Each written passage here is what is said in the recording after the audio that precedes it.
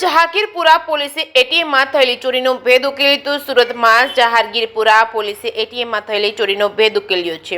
આ દરમિયાન 5 પૈકી 3 આરોપીઓને હરિયાણાથી ઝડપી પાડ્યા હતા।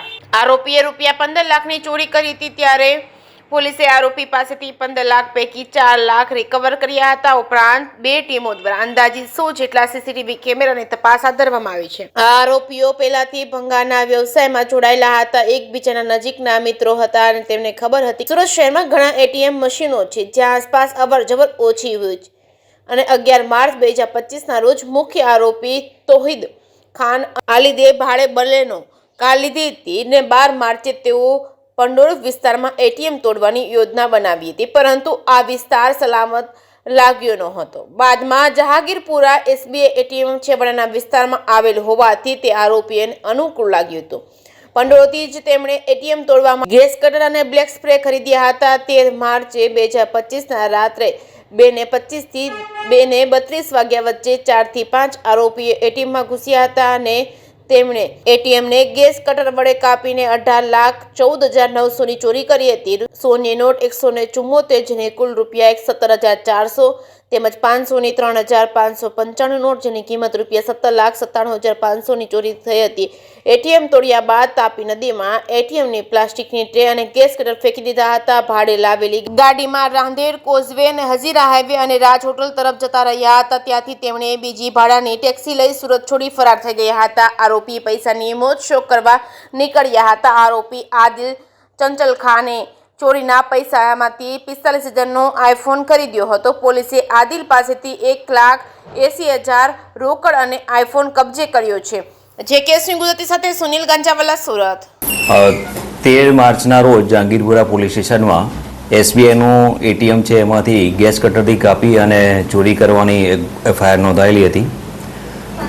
એ એફઆઈઆરમાં જે એટીએમ સેન્ટર છે એમાંથી જે ફૂટેજ મળ્યા એ અને બહારની સાઈડે જે સીસીટીવી કેમેરા છે એના જે ફૂટેજ મળ્યા હતા એના આધારે લોકલ પોલીસ સ્ટેશને એક ગાડી આઈડેન્ટિફાઈ કરેલી હતી અને એ ગાડીનો ફોલો કરતા અને સીસીટીવી ચેક કરતા કામરેજ સુધી પહોંચેલા અને ત્યાંથી પછી એ ગાડી બદલી અને બીજી કોઈ ગાડી જે ભાડે કરેલી ટેક્સી હતી એ વાપરેલાનું એમને તપાસમાં જણાયેલું।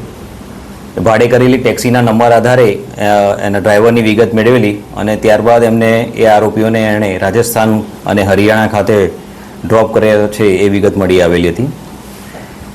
આ બધી વિગતના આધારે તપાસ કરતાં સૌપ્રથમ સ્થાનિક જે તૌહિદ કરીને આરોપી છે પકડાયેલો છે એ મળી આવેલો અને એની પૂછપરછમાં બાકીના જે આરોપી છે એ એટીએમમાંથી ચોરી કરવા માટે હરિયાણાના નૂહ જિલ્લામાંથી આવેલા હતા એની માહિતી મળેલી।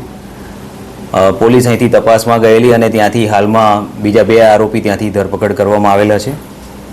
આ ત્રણેય આરોપી પાસેથી કુલ ₹3,80,000 રોકડ અને બાકીની એક આરોપી છે જેણે ₹45,000નો મોબાઈલ આઈફોન ખરીદેલો એ ગુનાના કામે જમા લેવામાં આવેલો છે।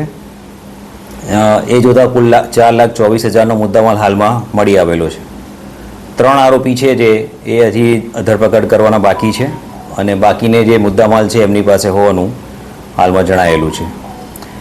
ગુનામાં એમણે જે ગાડી વાપરેલી હતી લોકલ એ એમણે અહીંયાથી ભાડે કરેલી હતી અને આ સિવાય જે ગેસ કટરનો ઉપયોગ એમણે કરેલો છે એ ગેસ કટર પણ એમણે અહીંયા સુરત ખાતે આવેથી મેળવેલું હતું।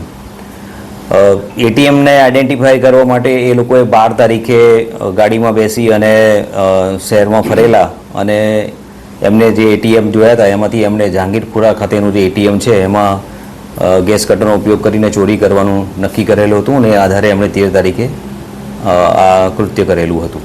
હાલમાં 3 આરોપી ધરપકડ થયેલી છે અને બાકીના આરોપી શોધવાની કામગીરી ચાલુમાં છે।